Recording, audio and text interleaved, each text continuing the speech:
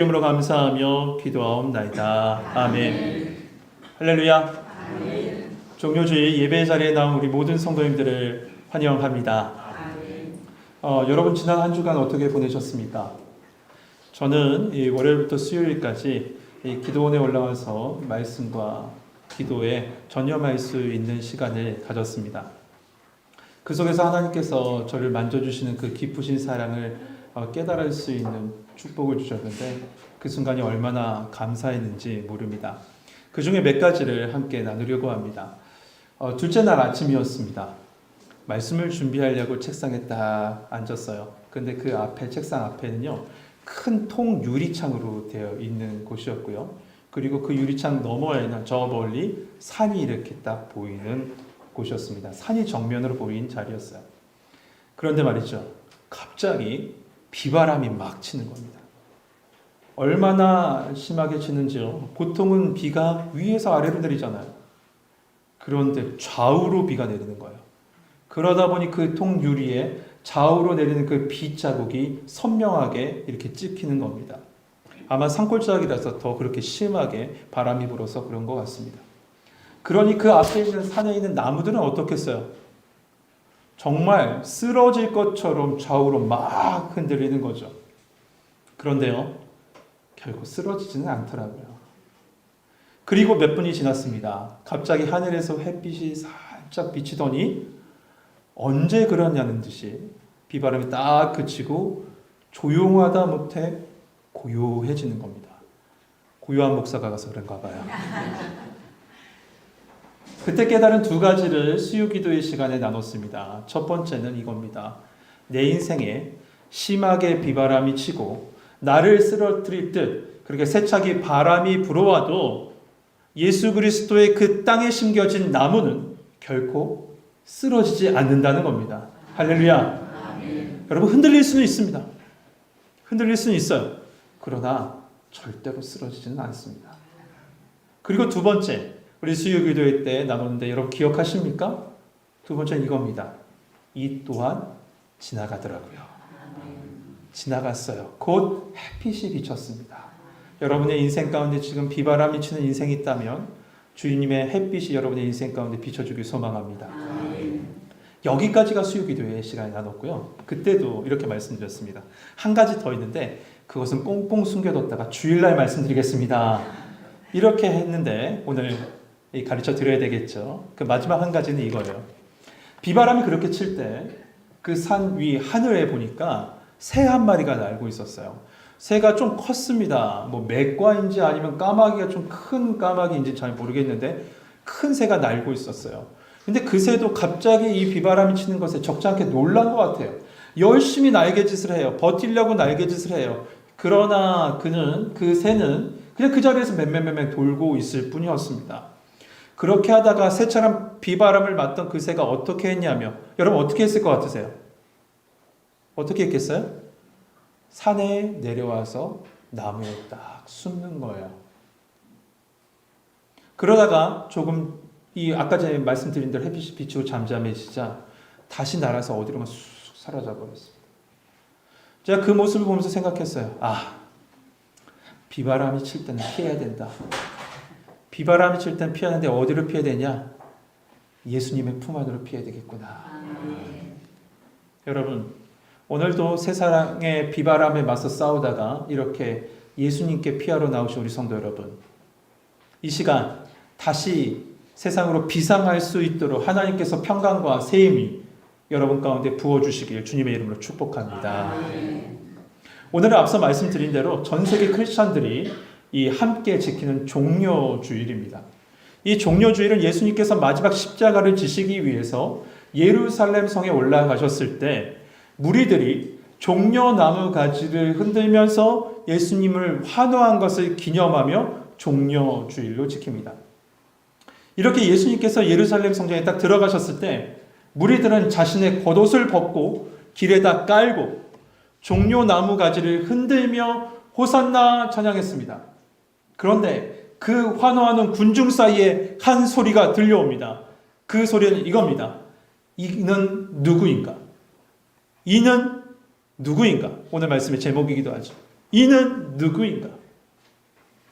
오늘 우리가 말씀을 하나하나 한번 살펴보면서 우리 신앙에 있어서 가장 근본적인 질문입니다. 이는 누구인가? 예수 그리스도는 도대체 누구인가? 라는 질문에 대한 답을 찾고자 합니다. 우리 1절 말씀 같이 한번 읽어보죠. 1절 같이 읽겠습니다. 시작.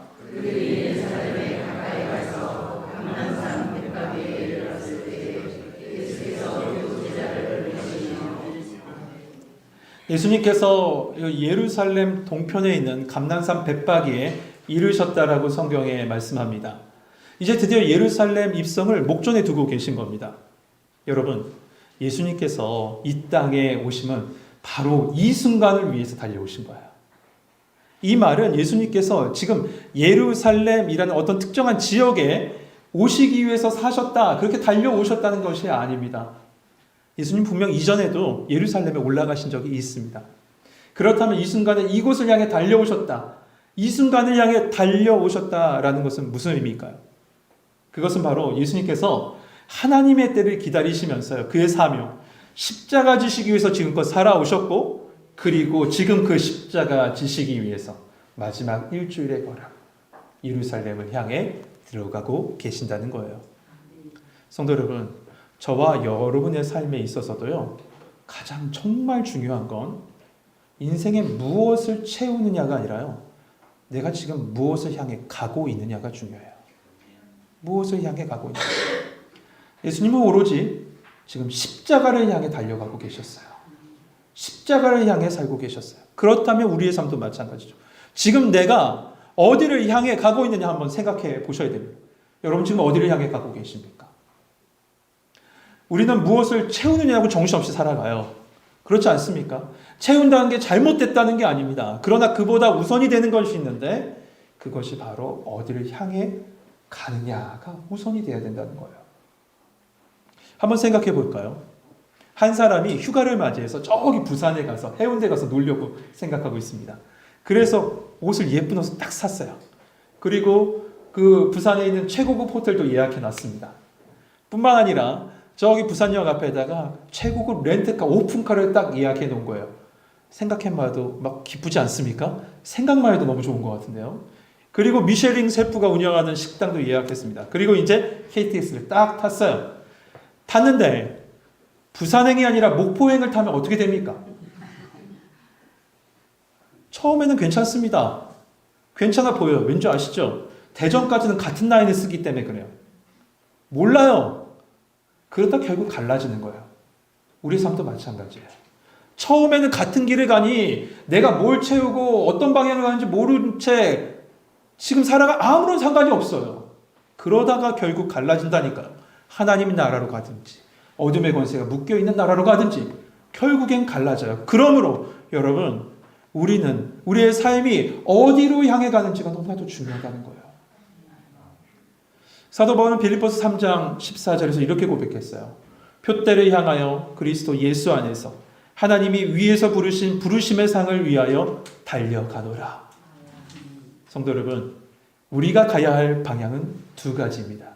첫째는 나에게 맡기신 사명의 방향이 있습니다. 두 번째는 바로 하나님 나라를 바라보며 가야 합니다.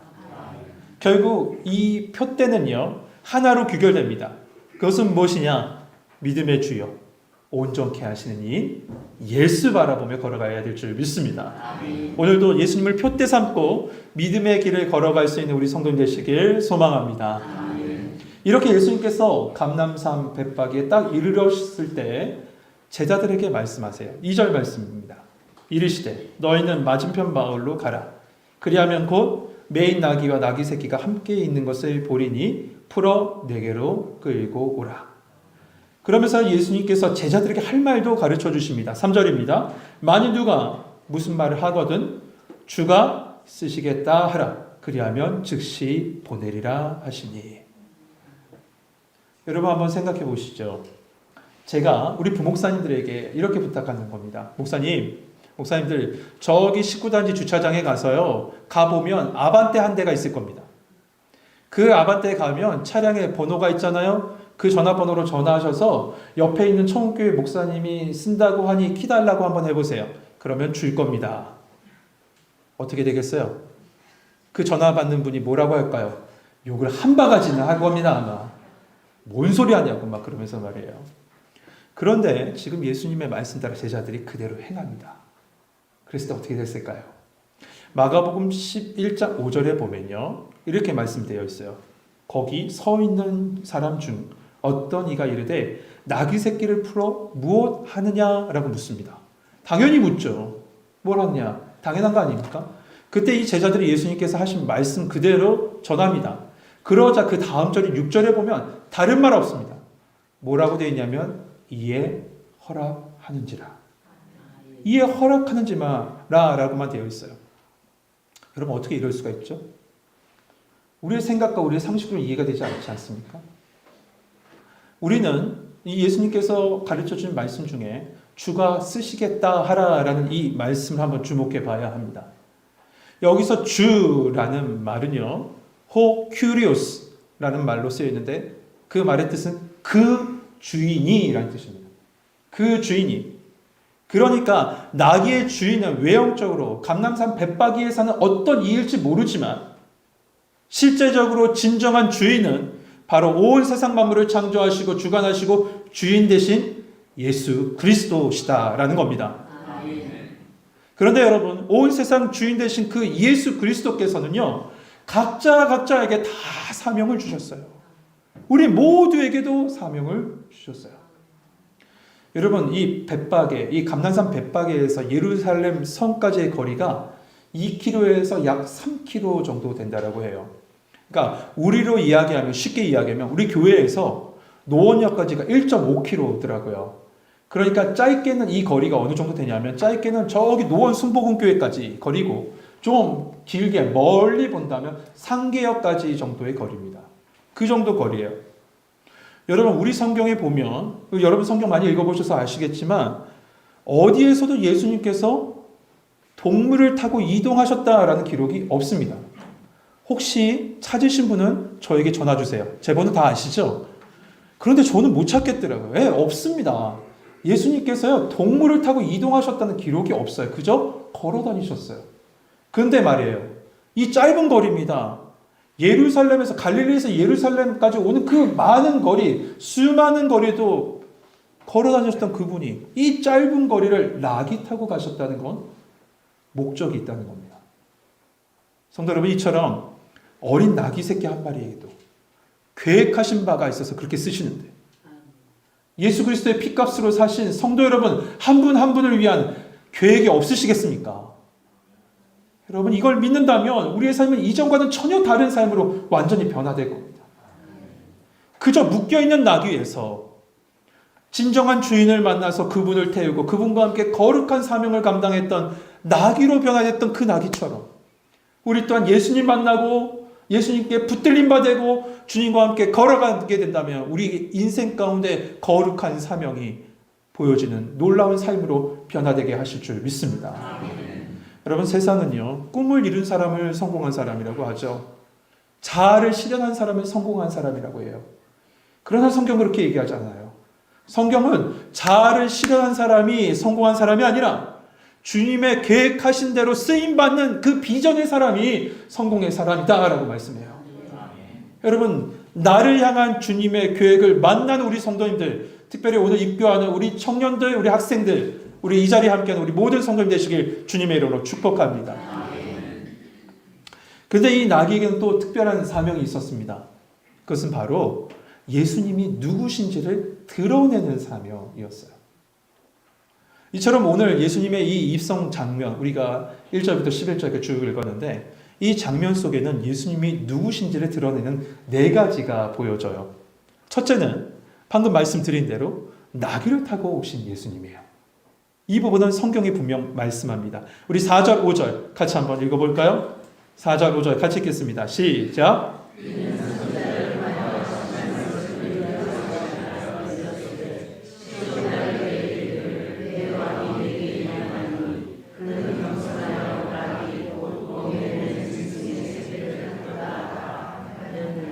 아멘. 방금 읽은 말씀은 바로 메시아를 예언했던 이 스가랴 9장 9절의 말씀을 그대로 인용한 말씀입니다.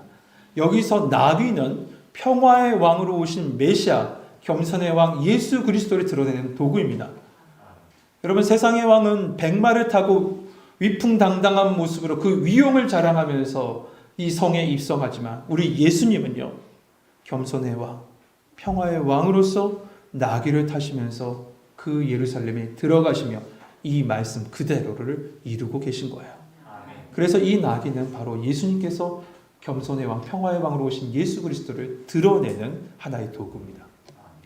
두 번째로 그 나귀 위에 깔린 제자들의 겉옷과 길 위에 펼쳐진 이 사람들의 겉옷을 통해서 예수님이 누구신지가 드러납니다. 여러분, 당시 겉옷은요, 그 사람의 모든 것을 나타냈다라고 얘기해요. 이 겉옷을 통해서 무엇을 나타내냐면 자기의 먼저 신분을 이야기했어요. 어떤 사람이가 저 사람이 그것을 나타냈죠. 뿐만 아니에요. 여러분 잘 아시는 대로 겉옷은요, 낮에는 옷으로 입지만 밤에는 그 허리끈을 풀러서 그것을 덮고자 하는 이불의 역할을 했습니다. 그러다 보니 어떤 사람이 비쳐서 이것을 겉옷을 맡길지라도 해가 지기 전에 그에게 그것을 다시 돌려줘라 라고 말씀하시죠. 왜냐? 그 사람의 정말 삶의 필수품이기 때문에, 생과 사를 가릴 수 있는, 어찌 보면 필수품이기 때문에 그래요. 그런데 이 모든 무리들이나 제자들이 그 겉옷을 예수님 앞에 던졌다 혹은 깔았다라는 건 왕께 내 삶을 드립니다 라고 하면서 이 왕을 영접하고 그 앞에 복종하는 것을 의미합니다. 열왕기하 9장 13절에 보면요, 무리가 각각 자기의 옷을 급히 가져다가 섬돌 위 곧 예후 밑에 깔고 나팔을 불며 이르되 예후는 왕이라 하니라. 그러니까 겉옷을 깔았다는 건 이거예요. 왕을 맞이하면서 왕이여 내 삶을 맡아주십시오, 이렇게 고백하는 거예요. 지금 사람들은 예수님을 왕으로 모시면서 예수님께 자신의 삶을 맡겨드리는 모습을 보게 돼요. 이것이 바로 겉옷을 드리는 모습을 통해서 예수님이 누구신지를 드러내는 모습입니다. 세 번째 보여주는 모습은 8절에 나와 있는 대로 무리들이 나무가지를 베서 길에 펴고 혹은 흔드는 모습 속에서 드러납니다. 요한복음 12장에 보면 이 나뭇가지가 어떤 가지라고 이야기하는데, 어떤 가지죠? 오늘 무슨 주일이에요?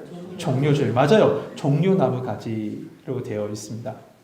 이 종려나무 가지는요, 주전 156년경에 유대인 중에 마카비라는 사람이 있었는데 그 당시 이스라엘은 시리아의 이 점령당에 있는 상태입니다. 제가 쉽게 시리아라고 했고 다른 왕조 이름이 있는데요, 지금으로 따지면 시리아입니다.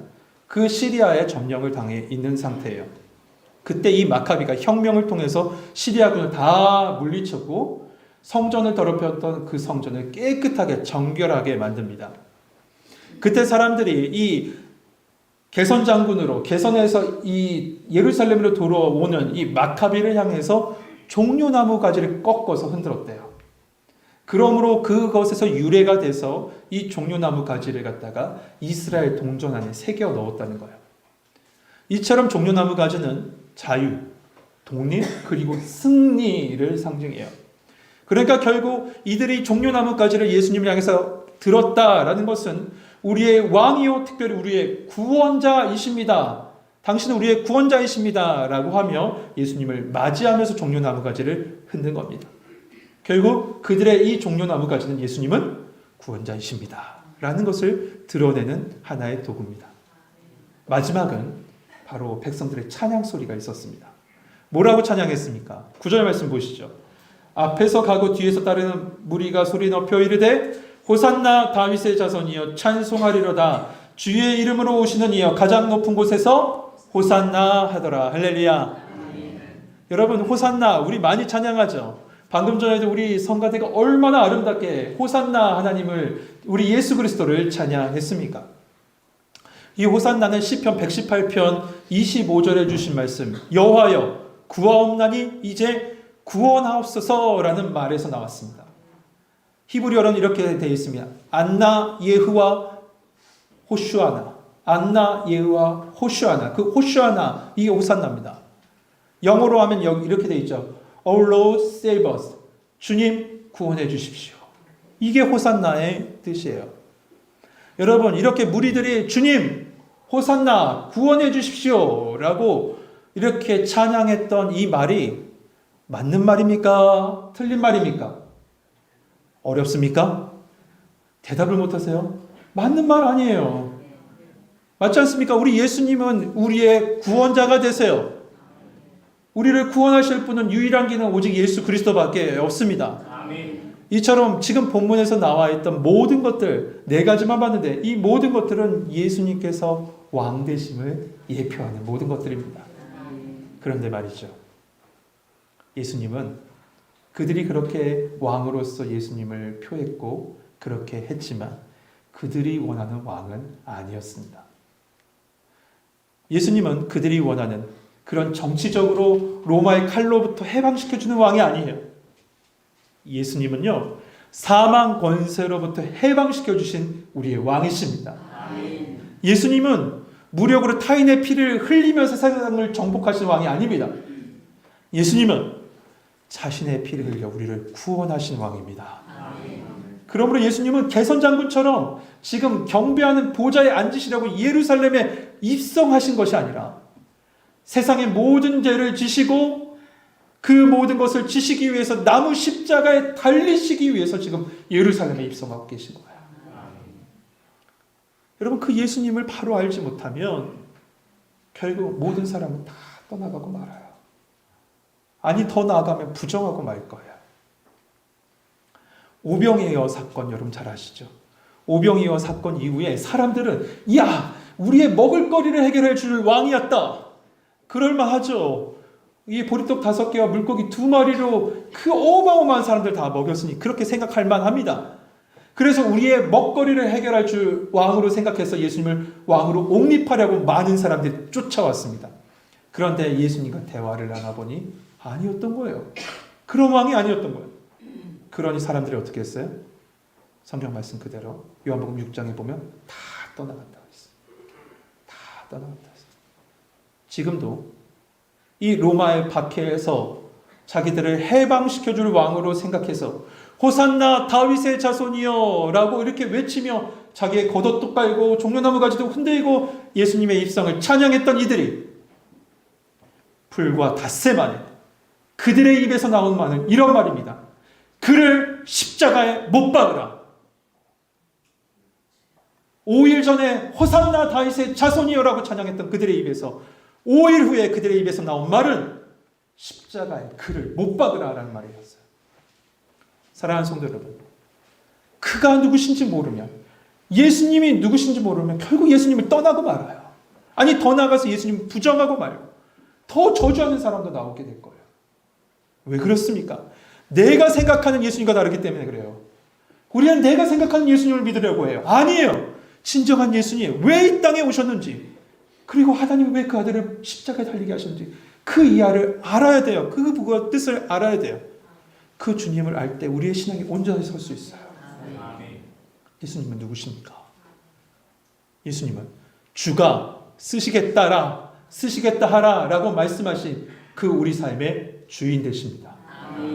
그는 하나님의 말씀대로 겸손하여 낙이 타고 오신 평화의 왕이십니다. 그는 우리가 겉옷을 벗고 그에게 맡기듯 우리의 삶을 모두 다 맡아주시는 분이세요. 그리고 죄와 사망의 권세로부터 이기게 하신 승리의 왕, 호산나 구원자 되십니다. 여러분, 그 예수님을 진정 나의 왕, 나의 주로 모시고 호산나 우리 함께 찬양할 수 있는 성도님 되시길 소망합니다. 여러분의 입술에서 진정한 호산나가, 그분만이 나의 구원자이십니다라는 진정한 호산나가 입술의 찬양으로, 마음의 고백으로 나오길 소망합니다. 그때 여러분의 인생 가운데 진정한 사명을 알게 될 것이고, 임마누엘로 함께 하시는 주님과 동행하면서 사명의 길, 믿음의 길 정말 행복하게 걸어가게 될 줄 믿습니다. 이런 은혜가 여러분과 함께 하길 주님의 이름으로 축복합니다. 기도하겠습니다.